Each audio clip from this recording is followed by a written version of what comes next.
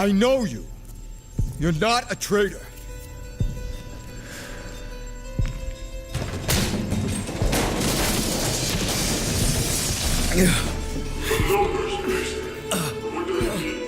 When I think about my favorite games over the years, and how rad it is to go back and revisit them sometime later, I find myself curious as to why I don't have the same sense of devotion with the current console generation. I began wondering what made those games so great, and what differences led them to standing apart. Why do I keep playing this stupid game? Why have I lost so much sleep over it? Why is there a potato chip in my beard? And why won't my girlfriend return my phone calls? It comes down to the stories. Not just the ones the developers are trying to tell, but the stories you share and create on your own, or with friends and strangers online. This is Echo 419. Chief, is that you? Playing Halo's campaign co-op back in the early 2000s was my definition of a perfect Saturday. Being able to explore and create something that was my own story, all being inspired from the choices made within those universes' boundaries. Choice and exploration is important. These breathtaking discoveries are what gaming is all about, and why other industries are leaning in more than ever, because they too want to be a part of it. But with the announcement of Call of Duty Black Ops 4 and the loss of their single-player campaign, I can't help but be disappointed and extremely concerned for future developers and publishers to follow in their footsteps. The earliest memory I have of experiencing a full first-person campaign was Valve's original game, Half-Life, on PC. Or does Serious Sam count? Either way, that dream experience I was searching for was close in these titles, but they never reached their full potential in my eyes. Amazing games, maybe Half-Life more so than Serious Sam, but I was still searching to see what else was on the horizon. And then, Halo came along.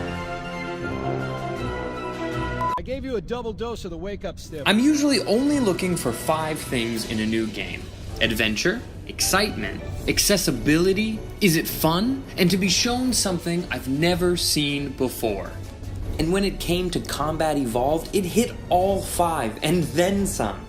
This game explored loss, the human condition, abandonment, sacrifice, all while you're fighting an alien race in the middle of nowhere in the galaxy? And then the Flood shows up? Are you freaking kidding me? It made you feel and work through all these emotions along with it. It was heavy, and somehow it was slightly different every time you played it. Is it true? More or less. Technically, this installation's pulse has a maximum effective radius of 25,000 light years. But once the others follow suit, this galaxy will be quite devoid of life. Or at least any life with sufficient biomass to sustain the flood. But you already knew that. I mean, how foolish you. And when you could bring your buddy along with you in co-op, it changed everything. No longer were you alone on the rings of Halo, but you were working side by side with a friend. You were fighting for someone, not just a loot box or a gun skin. You brought someone you could count on because this journey mattered to you. And this transferred over just as well to the online multiplayer. Online shooters were changing, and the industry was taking notice. This game made it possible to take consoles seriously as real contenders for a full multiplayer experience. Then it would change again in the fall of 2007 with a little-known game called Call of Duty 4: Modern Warfare.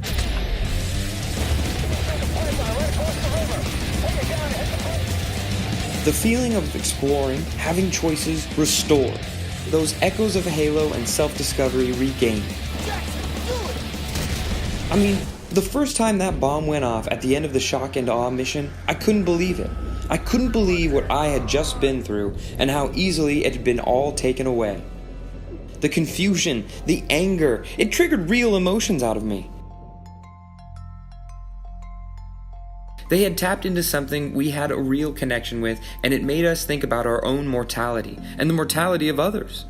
This game had a conscience. That's what made that campaign so great, not because it was modern or had the beginnings of custom loadouts, but because they made it accessible. There's nothing believable about Halo's campaign except for the human touch they made you feel in every mission. They wanted you to feel the weight of your choices to keep going. You were that guy in the big green suit. You were that soldier with your boots on the ground. And if you didn't have a human reaction to the shock and awe mission, you probably don't have a soul. Maybe this is stupid, but I can remember exactly where I was sitting, whose house I was at, everything from when I made it through that moment in the game. And without hesitation, I went straight through until the end of that game, and right on to the multiplayer. Online multiplayer would never be the same. The ranking, the community, the adrenaline rush, there was nothing like it that holiday season. But on those nights where for some reason you just sucked, it was great you could go back and blow through a couple of levels in the campaign. You had the choice to be social or explore all on your own. It revolutionized this idea for a generation of gamers. Recently, it feels like we've been using the formula of every new title needing online play. Even the games that shouldn't have had multiplayer did.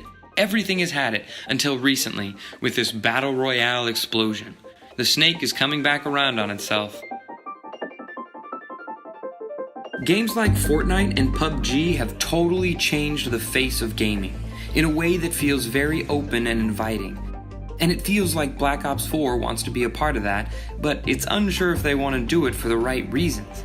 They aren't focused on what made their teams great so much as they are focused on new players and exploiting this craze until they have more ideas later on. And don't get me wrong, the promise of a map measured at 1,500 times the size of a normal Call of Duty map gets me really excited. But the thought that we won't have a great story to back any of that gameplay up disappoints me more. Why have we lost interest in these stories? Have most players always been more into the online play than the single player? The lack of people actually playing these campaigns has drastically dropped over the last couple releases. Last year's Call of Duty World War II, a return to boots on the ground, only had a 4% number of players even start the campaign at all, and I see where these developers are coming from. It doesn't make sense to be pouring millions of dollars into A-list talent, design, and spending months and months of work that no one is going to enjoy. Maybe it's the stories they're telling, or how fast they're telling them. Are they accessible? And I'm just as guilty of this now. Looking back at last year's World War II release, I can't tell you exactly why I didn't personally play the campaign.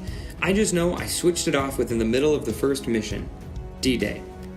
Maybe it didn't speak to me. Maybe I'm getting old and the idea of very realistic warfare based on history isn't fun to me.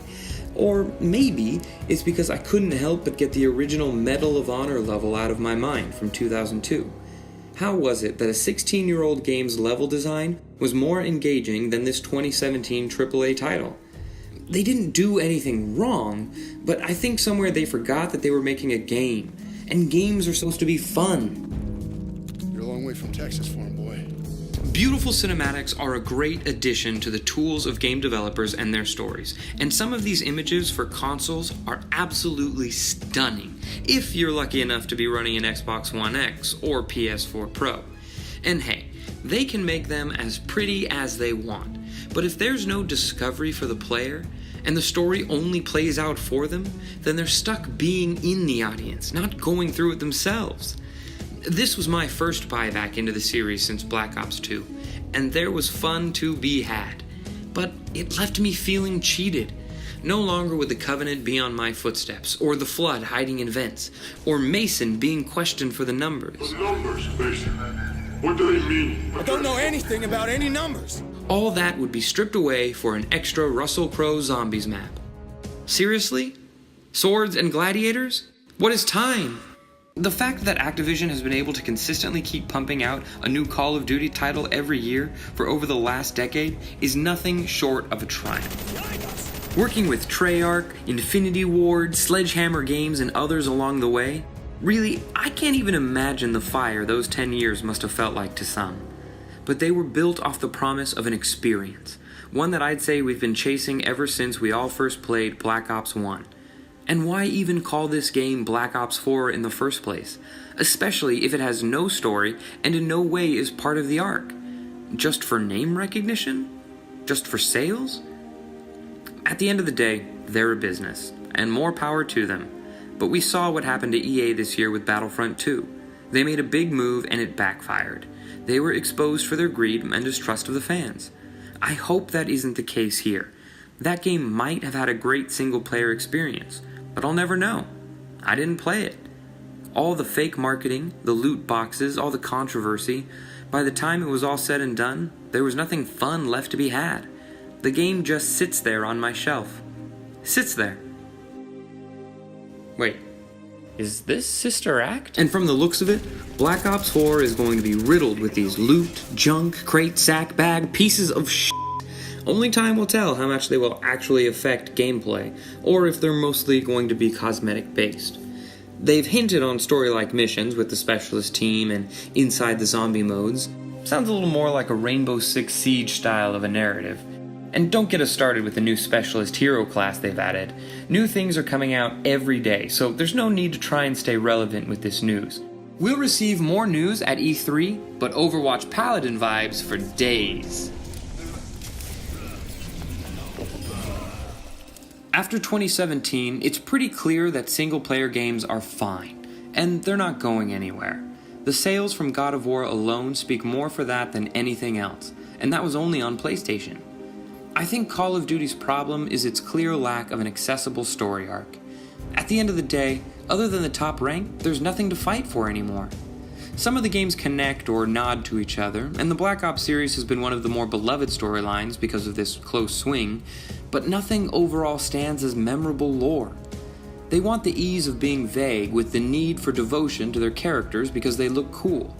It's lazy. But for every bad Call of Duty game, there are plenty of titles to explore, from Nintendo to Skyrim to the Witcher series or anything backlogged over the last 2 decades. Maybe this opens up a window to the past for those other titles that snuck through the cracks of time. So we leave the answers to you. What do you wish you could see in the next Call of Duty game? Are single-player games over? Do you agree with us? Why or why not? Leave your comments down below. We understand that everything relevant evolves, and maybe some things need to change a lot to work again. But it's risky to remove something that totally changes the experience. Can you tell us why? Can you help us see your vision? Can you tell us, what do the numbers mean?